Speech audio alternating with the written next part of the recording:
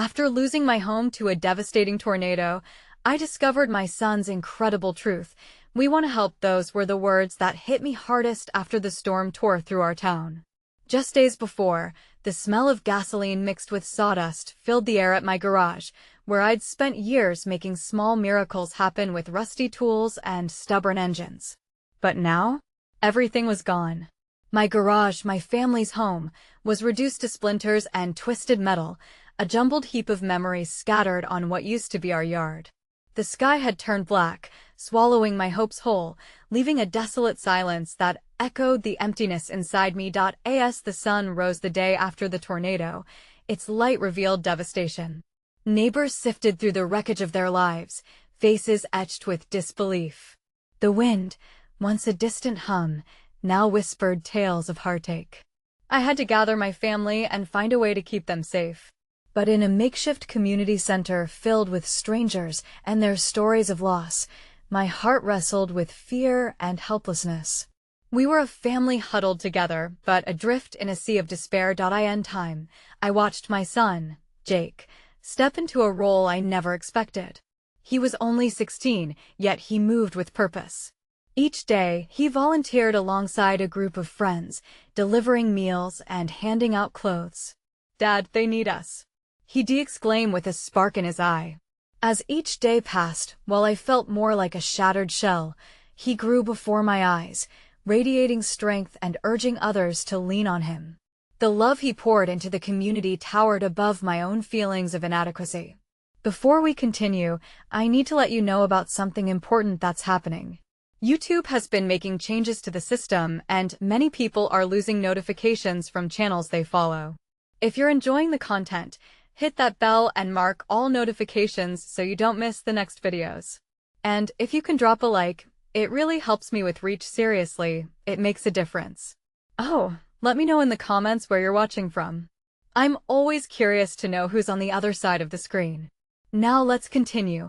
It was at a community gathering, a candlelight vigil to honor those who'd lost everything, that my heart squeezed tight. As Jake was called to the front and recognized for his selfless acts, applause erupted around him. In that moment, pride washed over me, mixing with something darker.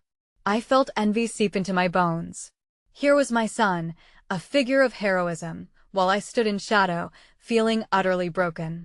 But that stark realization only deepened my worry for Jake. What if he was just a kid who lost his way among the burdens of expectation? As I watched him receive praise, my heart raced. Not only was he an angel to others, but he was a reminder of my own failings.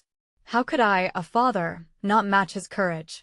I was desperate to protect him, to embrace him, yet here we were, seemingly worlds apart in our experiences, spiraling through different shades of grief. With each passing moment in that dimly lit room, I felt the weight of my unspoken fears pushing against my chest. Could I let go of the bitterness, the need for control? The questions hung in the air like smoke. As Jake slipped out into the night, braving the dark to help the struggling, I stood there, balancing on a knife's edge of uncertainty. Where were we headed? How would we rebuild not just homes, but the bond between us? My heart whispered a fervent hope as the cool wind blew softly, promising new beginnings, but fear clenched my soul. Would we rise together or fall apart forever? Help! The days that followed were a blur. Each day felt like treading water in a storm-soaked sea, struggling to find solid ground while the world around me unspoled into chaos. I kept watching Jake, still amazed by his strength, his unstoppable drive. He didn't just want to help, he needed to. In the mornings, I could see him through the cracked glass of our temporary shelter. He would gather with his friends, laughter spilling over like sunlight, even while shadows of loss loomed over us all. I marveled at how they carried the load of grief with them, but still found reasons to embrace joy, building small moments of light in the wreckage of our lives. But with every act of kindness he performed, I felt that tightness in my chest come back. I watched him serve meals at the community kitchen. How could he do it? Wasn't he just as lost? I wanted to ask him, but the words stuck in my throat. My instincts tugged at me to pull him back, to shield him. Yet he seemed invincible, a young hero in a world that had become all too adult for me. As he came home that evening, I could see the weariness etched into his features. "You okay?" I asked, trying to sound nonchalant. The thought of him burning out made my heart lurch. "I'm fine, Dad. We're just getting started." "People need us," he said, the fire in his eyes refusing to dim. I nodded slowly, but deep down I worried. The weight of these burdens, could it crush him? As days morphed into weeks, I found myself retreating deeper into silence, my protective instincts wrapping around me like a noose. Although Jake was thriving, I felt adrift, isolated. The moments of warmth we had once shared now felt distant. We were still together, yet separated by layers of grief and confusion. One afternoon, I found myself at a local park, volunteering to clean up debris. Just as I grabbed an armful of twisted branches, I overheard a woman talking about her own losses, her voice raw and shaking. She described her agony so vividly, it resonated with the hollow sound echoing in my chest. "I thought I'd never feel whole again," she choked out, tears spilling like rain in a storm. I listened, unsure whether this pain coursing through me was mine or hers. Suddenly, I couldn't contain it. My own emotions erupted, and before I knew it, I was standing there, openly crying with her. That moment of shared grief opened a doorway. Our collective pain forged a connection I hadn't known I was craving. I realized then that this was our journey, not just my son's, but mine too. I needed to embrace our new reality, to allow for healing. It wasn't easy, nor was I sure how to walk that path, but perhaps together, Jake and I could find it. That night, I found Jake in the living area, poring over plans with his friends for a fundraiser. I took a breath and approached him, heart pounding. "Can we talk?" He looked up, surprised, and nodded. This was it. I needed to step beyond my own grief and finally meet him where he was. "Jake," I started, but my voice caught. What would I say? The moment hung in the air, heavy, and I felt the weight of possibility press down on us. Would this be the moment we began to truly heal together, or a point of no return?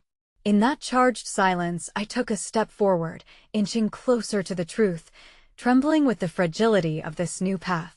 Which way would we go from here? To make a difference. The words danced in the air, both an invitation and an unspoken challenge. I took a deep breath, trying to fill my lungs with the courage I desperately needed. Jake's eyes searched mine, and for a moment, the world around us faded. A reassuring silence enveloped us. "Jake, I've been watching you," I said softly, gauging his reaction. "You give so much," and my voice trembled, breaking under the emotion. "I'm proud of you, but I'm worried too. This is a lot for anyone, especially for you." He blushed slightly, meeting my gaze with a mix of determination and vulnerability. "Dad, I see so many people struggling. It hurts. If I can help them, even a little, it feels like I'm doing something." I could feel the urgency in his words. It was as if he was trying to justify his mission while assuring me he was still okay. But was he? "I want to help, but I need you too. You're not alone, Jake." My heart raced as I worked through my own tangled feelings. "I think we've both been handling our grief in different ways, and that's okay." The shift in his expression was subtle, but I noticed it. The mask he wore, one of strength and resolve, cracked just a bit.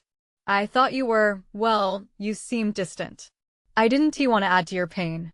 "Maybe I've been lost," I admitted, my voice barely above a whisper. "I didn't know how to support you while I battled my own feelings. But I want to be here for you. Let us figure this thing out together." For a moment, we stood there, the weight of silence turning to understanding. He stepped forward, closing the gap between us. "Dad, can we talk about what we can do together? I want to organize something bigger if you're willing." I nodded, a spark igniting within me. Yes. Let us do it. But we need to pace ourselves. We can't do it all at once." He grinned, and I couldn't help but feel lighter. It was a mixture of hope and relief. With each shared look, I felt a flicker of a connection reigniting, overriding the grief and distance. Later that evening, as we immersed ourselves in planning, the laughter and ideas began to flow. I watched him, the passion so evident in his features, as he spoke to his friends on the phone, planning events, reaching out to others. And somehow amidst it all, I found myself leaning into this budding partnership. Maybe we could start with a barbecue fundraiser at the park, he suggested, his voice full of excitement. Good idea. We need some community support, and food always brings people together.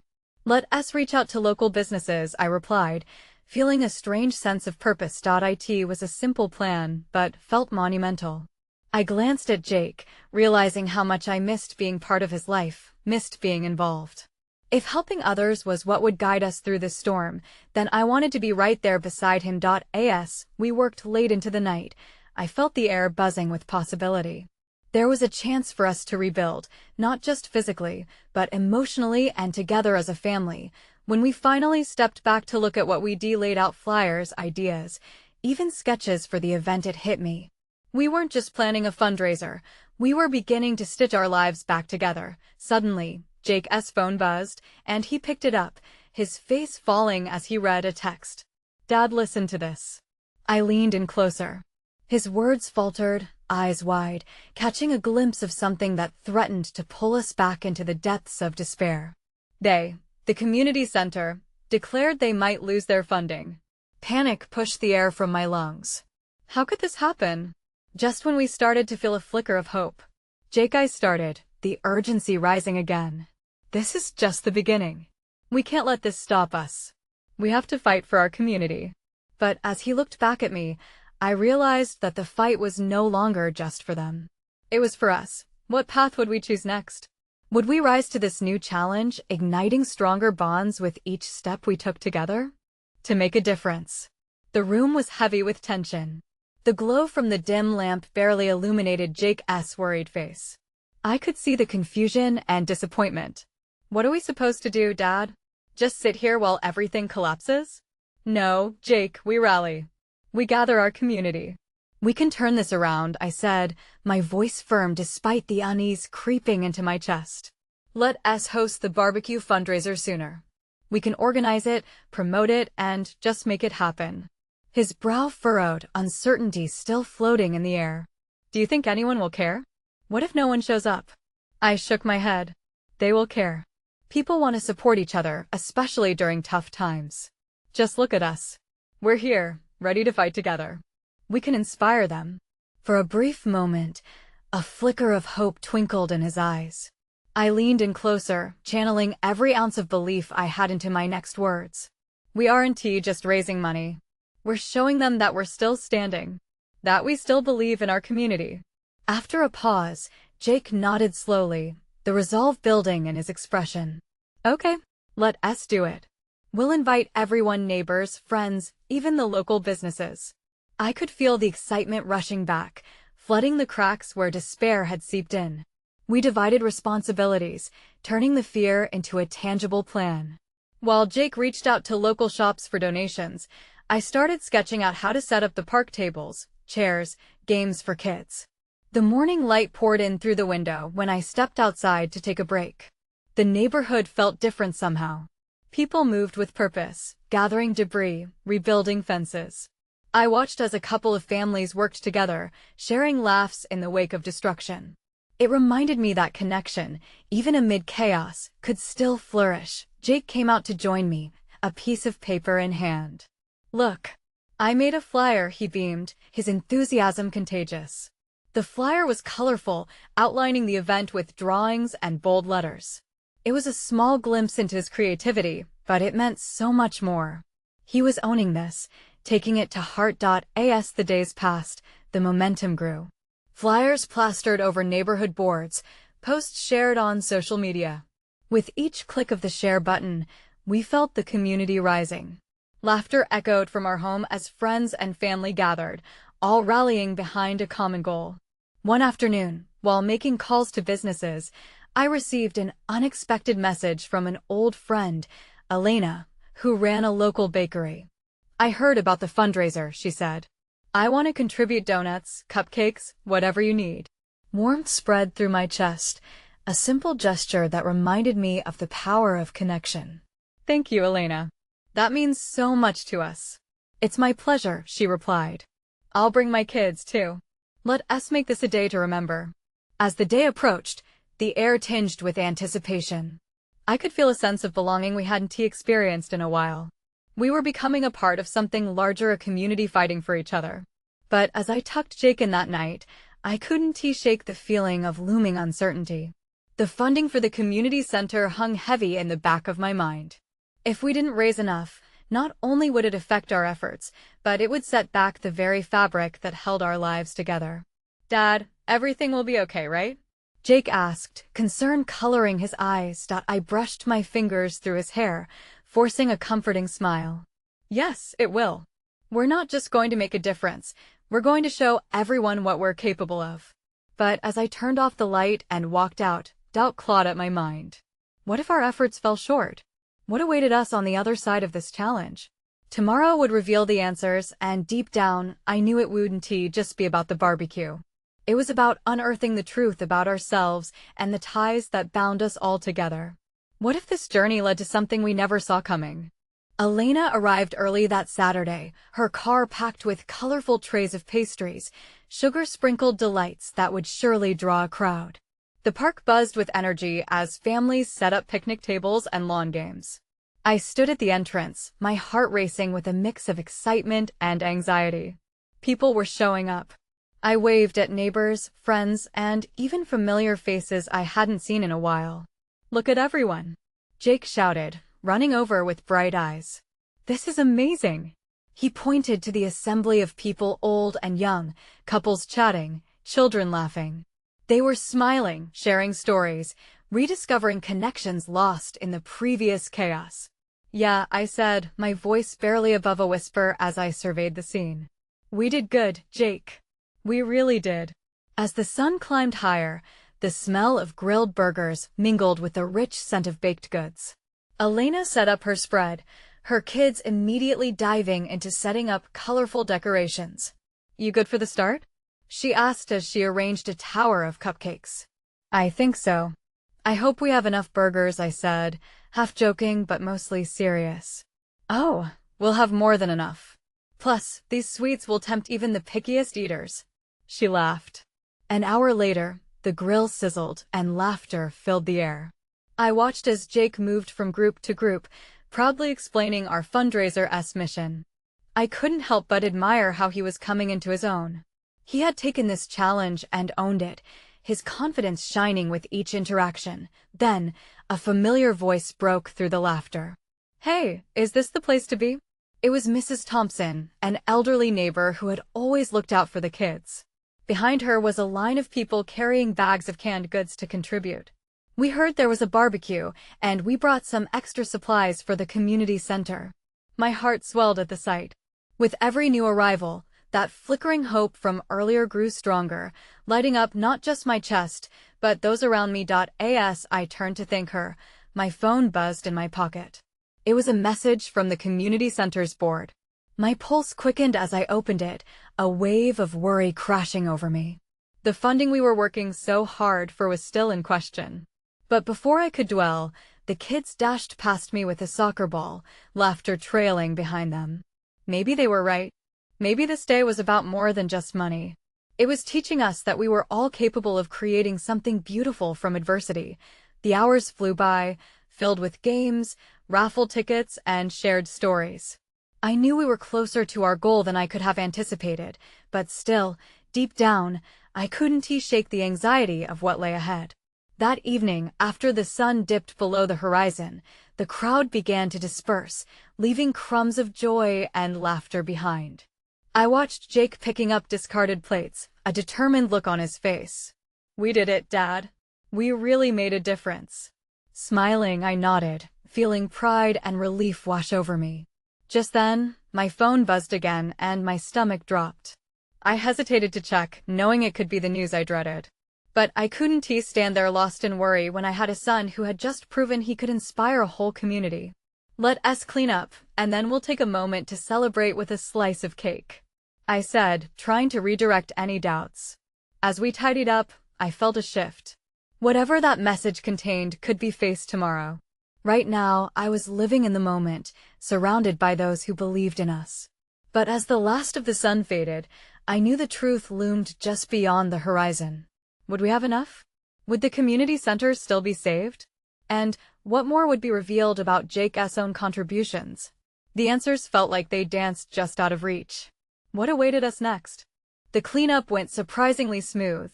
With everyone pitching in, it was a communal effort that transformed into a mini celebration all on its own. I watched Jake chuckle with the other kids, tossing crumpled napkins into trash bags like they were making a game of it. Their laughter mingled with the chirping crickets, filling the evening air with a warmth that lingered like the last rays of sunlight. If only we could bottle this feeling, I thought to myself as I wiped my brow with the back of my hand. A deep sense of gratitude washed over me. The community had shown up, and they had showed out. Each face reflected a mixture of hope and determination, mirroring my own internal struggle. Just as I gathered the last of the picnic supplies, my phone buzzed again. Anxiety surged anew, but it felt different this time. More urgent. I pulled it from my pocket and glanced down at the screen. I paused, the words blurring for a moment. Changes to board meeting agenda. We need to discuss funding sources more critically. I cursed under my breath. This was not what I wanted to hear today. My phone felt heavy in my hand. The enjoyment of the day slammed up against the harsh reality of what still lay ahead. I noticed Elena nearby, laughing with a group of neighbors, and it almost hurt to imagine the weight of this news spoiling things. "Hey!" A voice called out. It was Mrs. Thompson. "Can I help you with that?" She approached with a big smile, her hands stretching out for the boxes I was carrying. "Sure, Mrs. Thompson," I said, forcing a smile. "Just a few last things." As we walked toward the car together, she asked about the turnout. "It looks like you all had a wonderful time. I always knew you could rally the community to come together. Such a lovely gathering, dear." "Thanks. It really did turn out well," I replied. But my heart wasn't in it. But there's still a lot of uncertainty about the center. Uncertainty is part of life, Han. Sometimes you just have to trust that the right people will step up when it matters most. I've seen it time and again. Her eyes glimmered with wisdom, and I felt comforted just by her presence. As I loaded the last of the recyclables into the car, I caught sight of Jake. He was now center stage, having gathered a small crowd of kids who were listening intently to him. They hung on his every word as he told them about our fundraiser and how they could help more by visiting the community center. My throat tightened. He was finding his voice in a way I never expected. It hit me then this was not just about the money anymore. It was about community and resilience. A shared commitment to lift each other up. I couldn't let my fears overshadow the hope he was sowing in others. "Jake," I called out, and he turned with excitement dancing in his eyes. "Come help with these last boxes." Racing over, he was practically glowing. "Dad, guess what? Mrs. Thompson told me she has some old books at home that we can donate to the center. So many kids can use them." My heart swelled again, but just below the surface, worry bubbled. What if this wasn't enough? As we finished packing up the car, the night deepened around us, enveloping the park in a cozy blanket of stars. The chatter of friends and families faded into the background, leaving just the three of us, me, Jake, and Mrs. Thompson. We stood there for a moment, admiring the remnants of the day. I glanced at my phone one last time. The nagging message nagged at me, but seeing Jake chest out, proud and driven, made me hold on to the flicker of hope. Tomorrow will bring answers, I whispered to myself. A chill ran through the air, rolling down the back of my neck, and I suddenly felt the weight of tomorrow pressing in on me. What if the funding didn't come through? What if we lost everything? The thought was so powerful it almost made me shiver. "Well, we can see what mischief tomorrow brings," I said finally, forcing a smile so my worry wouldn't reach Jake, but deep down, I felt it, the creeping uncertainty. The world was shifting beneath our feet, and I could only hope we could stand our ground. As we started to drive away, Jake asked eagerly, "What's next, Dad? What else can we do for the center?" I smiled through the uncertainty, looking at his bright face. Could he really have the power to change everything? "Let us just sleep on it tonight. We'll figure it out in the morning," I said, trying to quell the storm brewing inside me, but as the car pulled away, I couldn't shake the feeling tomorrow would test us in ways we had yet to imagine. I woke up to the sound of rain tapping on the window, each droplet causing a tiny ripple in my anxious thoughts. The peaceful rhythm outside contrasted sharply with the turmoil brewing inside me. New funding strategies, dwindling donations. I could feel my heart race again. Jake was already awake, sitting cross-legged on the living room floor, surrounded by books and toy figurines. He glanced up with a cheerful smile. "Morning, Dad. I was thinking we could make lemonade today for the fundraiser. Everyone loves lemonade." His enthusiasm was like a warm light cutting through the heavy clouds in my mind. "That's a great idea, buddy," I said, nudging aside the doubts that threatened to spiral. As the morning unfolded, we gathered ingredients for the lemonade. I watched Jake squeeze the lemons, his tiny fingers working diligently, his tongue poking out in concentration. Simple things like this reminded me how much innocence still lived in our world. "Hey, Jake," I ventured, the weight pressing my voice. "Do you think the center is really going to make a difference?" He paused mid-squeeze, looking up at me with those wise, innocent eyes. "Of course, Dad. It's where kids can learn and play. Miss Jenny told me they have art classes and a big playground. Remember how Mom used to take us there?" His innocent faith in a future I struggled to envision stung like a soft punch to the gut. A dark part of me worried about the possibility what if everything fell apart? Yet, there was something unwaveringly hopeful in Jake's conviction. After a couple of hours of squeezing, stirring, and tasting, we had 2 pitchers of lemonade ready, resting on the kitchen counter. They gleamed in the sunlight pouring through the windows, like small markers of hope. "Let us go outside and share this with the neighbors. We can tell them about the fundraiser," Jake suggested, beaming with pride. I smiled and ruffled his hair, finding strength in his light. "Lead the way, buddy." We stepped into the crisp air, lemonade in hand, setting off down the street. The unusual gray clouds hung menacingly overhead, but Jake just skipped along, handing cups of lemonade to neighbors who greeted us with surprise. "Wow, kiddo. This is delicious," Mrs. Garcia exclaimed, taking a sip. "What's this for?" Jake, with the swag of a seasoned fundraiser, piped up, "Dad and I are raising money for the community center. We want to help make it better for all the kids." I felt the edges of my heart soften with pride, seeing Jake rallying support. One neighbor after another rallied around our little stand, laughter infecting the air. I couldn't help but wonder, could this be the start of something bigger? "Hey, you guys," Mr. Thompson called from his porch, suddenly serious. "I know things have been tight lately, but I've spoken with a few people, and they want to help out.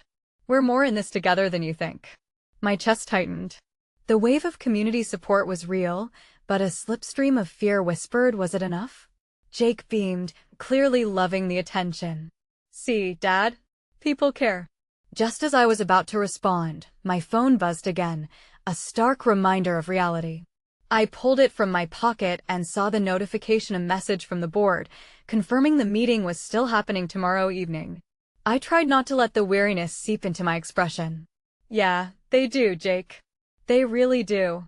But deep down, the urgency surged again. We had a thrilling day, but I couldn't shake the feeling that tomorrow would be a turning point. What if I don't figure out how to keep the center open? The question hung unvoiced between us, vulnerable and raw, but Jake's laughter, so carefree, shut down the spiral of my worry. I turned back to his sunshine face, realizing he was my beacon in the storm. As we finished sharing lemonade, more neighbors gathered, and a sense of belonging filled the air. "Ready for tomorrow?" I said, nudging Jake gently. He nodded, his gaze steady. "No matter what. Right, Dad?" Tomorrow was a giant unknown, but maybe, just maybe, Jake's unwavering spirit would help us navigate it. Little did we know, the real surprise awaited us just around the corner. Would we find the support we needed, or would the weight of uncertainty prove too much to bear? The next morning dawned clear and bright, a striking contrast to the shadows of doubt that had filled my heart the night before. Sunlight spilled through the windows, illuminating the kitchen where Jake was already mixing a new batch of lemonade. He'd taken it upon himself to add a splash of berry juice for a twist, an idea he said would make it even better. "Look, Dad, I think it looks super cool." His excitement was contagious, a joyful sunrise breaking through the darkness of uncertainty. I leaned against the counter, letting his delight wrap around me like a warm blanket. Looks amazing, buddy, I replied, noticing how the berries swirled in the yellow liquid, creating a vibrant mix of color. It reminded me of the community we were trying to build, diverse yet unified. After breakfast, we loaded a cooler with our lemonade and grabbed a stack of flyers announcing the fundraiser. The more I looked at what Jake had created, the more hope flickered within me. As we stepped outside, I noticed a few neighbors already gathering for their morning routines. Mr. Thompson waved at us as he watered his plants, and Mrs. Garcia waved from her porch, a smile painted across her face. It felt like the neighborhood itself was in on our mission. "Everyone's here for you, Dad." Just like I said. Jake tugged at my hand, a bounce in his step as we made our way down the block. With each cup we handed out, a sense of camaraderie began to crack the heavy weight I had been carrying. Neighbors shared their memories of the center, tales of laughter and friends, their faces lighting up with purpose and nostalgia. We should do this more often. I'd love to see the center thrive again. Mr. Thompson chimed, gesturing animatedly. "Count me in for a donation." The cheers went up, and soon we had a small crowd forming around us, each voice chirping in, pledging their support. My heart was racing, not from fear this time, but from an overwhelming swell of community spirit. Yet, amidst the laughter, a small fear still bit at me. "I hope we can really raise enough to make a difference," I said, trying to keep the worry from spilling into my voice. Jake looked up, fierce determination spilling from his bright eyes. "We will," he declared, fist clenched with conviction. "We have to believe, Dad. Just like Miss Jenny says." His words struck deeply, reaching the vulnerable core I had been trying to shield.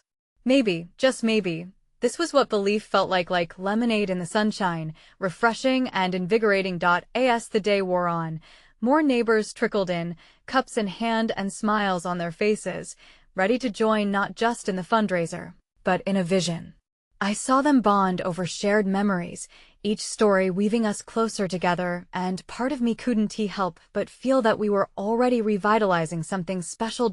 As evening approached, Jake turned to me, beaming with pride. "I think we did it, Dad. We really made people care." I returned his smile, feeling gratitude swell within me. Just then, my phone buzzed again. It was another notification from the board. More pressing decisions awaited, yet my heart felt lighter.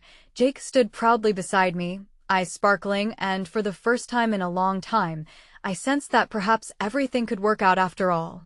But as I glanced toward the horizon, I spotted a dark cloud gathering in the distance, and my stomach dropped. A gnawing feeling tugged at me. Was our boost of energy enough to battle what lay ahead? "Jake, wait," I called out as he ran forward. There was something hauntingly familiar about that cloud, something that promised a storm.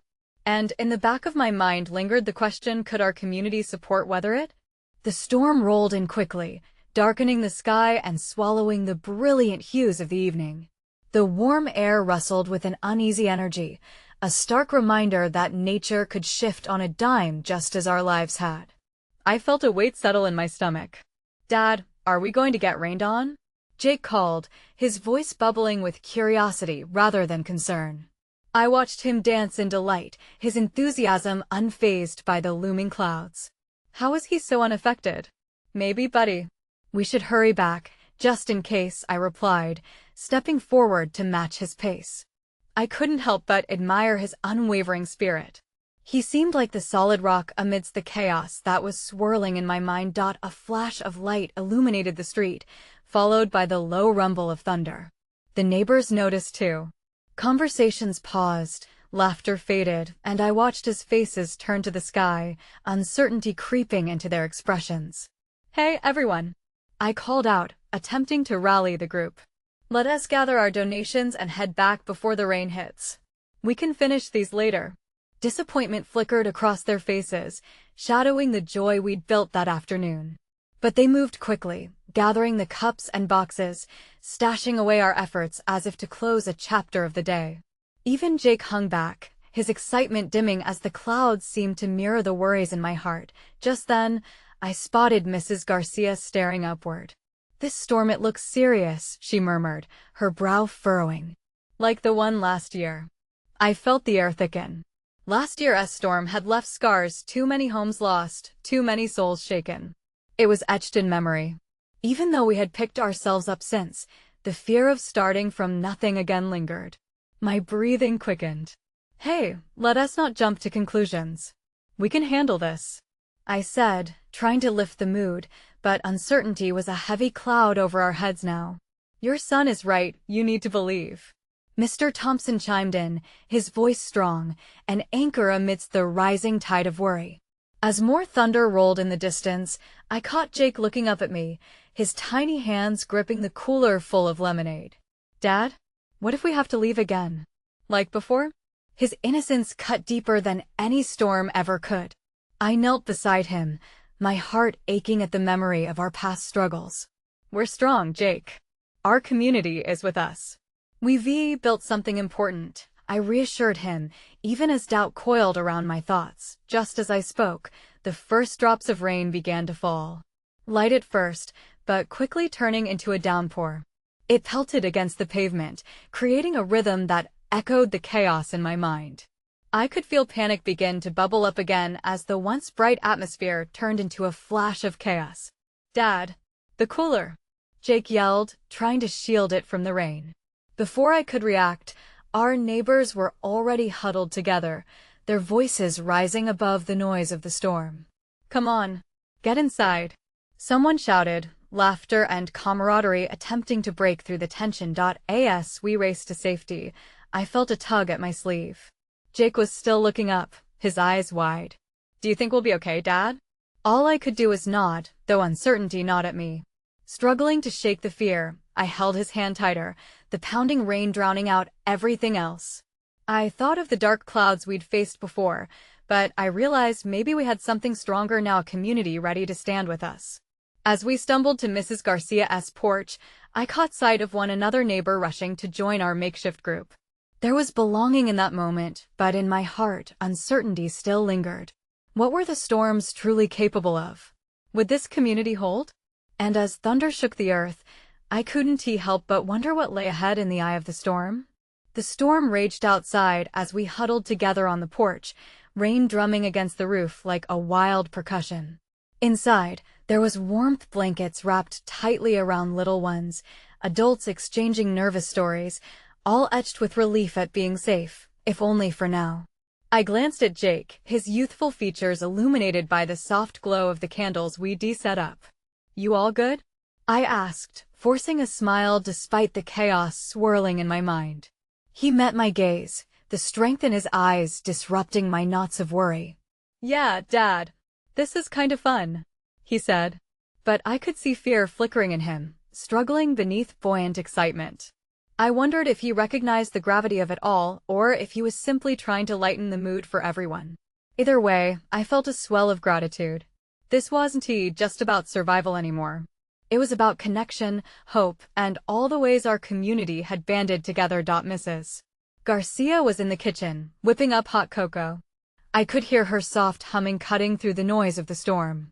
This always warms up a chilly night, no matter what, she called back, her tone buoyant, bringing a momentary distraction from the thunder reverberating overhead. I watched as she poured steaming mugs for everyone, and laughter bubbled over amongst the chaos as memories of past storms came to life.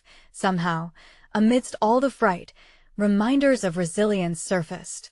Jake, remember the time we camped out at Grandma's during that thunderstorm? I nudged him, tracing a line of thought back to when laughter would drown the sound of the rain. He chuckled, his eyes lighting up. Yeah, Grandma let us sleep in the living room, and we made a blanket fort. Holding on to those moments grounded me.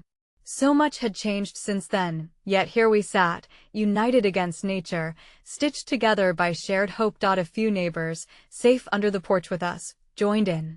That storm brought us closer, didn't it? Mrs. Thompson remarked. Things can seem scary, but we always find our way through. Jake grinned and turned to me. See, Dad? We really are strong together.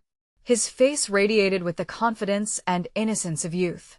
It struck me how proud I was of him, how he could inspire hope even when uncertainty loomed heavily over us. As the thunder rolled again, I felt a deeper understanding begin to bloom. Maybe it wasn't just about the community center or our fundraiser, it was about each other.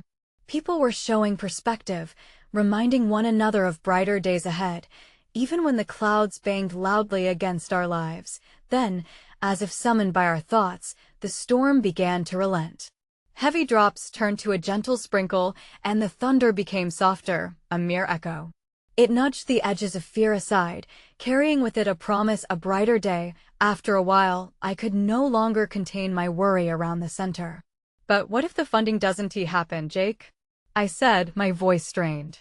"What happens to our friends there?" He squeezed my hand. "Dad, we'll figure it out. Just like we are now.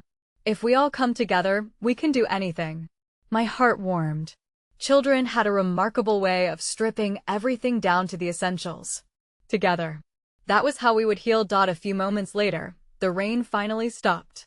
Jake leaned out to look at the clearing sky, where the last vestiges of storm clouds began to drift away. "Look, I think the sun is coming back," he shouted. I followed his gaze and felt my breath catch as sunbeams started to peek through, spilling soft golds across the drenched grass. Mrs. Garcia stepped outside. "You see that? A sign things are looking up." The others murmured in agreement, slowly, cautiously emerging from the sanctuary of our makeshift shelter and stepping out into the vibrant world unfolding before us. "Let us go check on everything at the park," I said, glancing at Jake. My heart pounded with excitement. Could it be possible? Could the community have gathered enough strength to truly rise above the uncertainty that threatened to upend everything? "Yeah!" Jake shouted, his renewed energy sparking life in everyone around. As we made our way to the park, hand in hand, I caught sight of people clearing debris, neighbors uniting to fix things, calling out to one another with laughter, even joy bubbling forth. Hope was materializing before us, like a phoenix reborn from ashes. When we arrived at the park, the sight that met us brought tears to my eyes. The tables were still standing, the remnants of our barbecue clinging to life in the hearts of everyone present.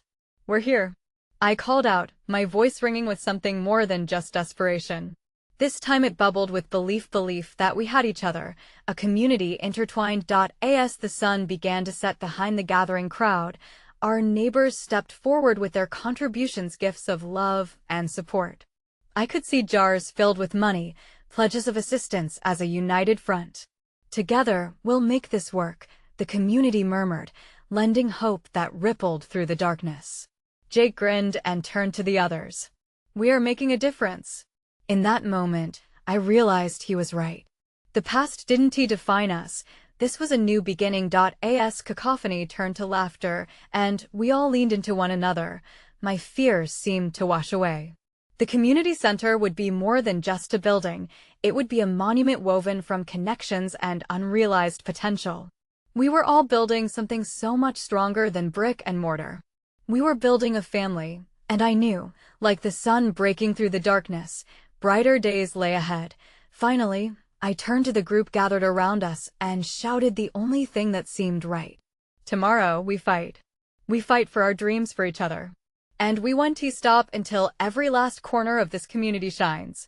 Packed with conviction, the rally of cheers swirled around us. I felt the full weight of joy, worry, and newfound determination, something interwoven with every heartfelt smile and every hopeful glance. The storm had come, yes, but it taught us in ways we never expected. We were capable, and together, we could weather anything. Now, it's time for you to take action. Subscribe immediately to the channel now to not miss out on our next exclusive stories. Leave a like now to support the algorithm and show your love. Comment your reactions and feelings about this ending. We want to hear from you. Don't wait not even one more second to share this video with at least 5 friends who need to see this transformation. Join the family and help us spread the light.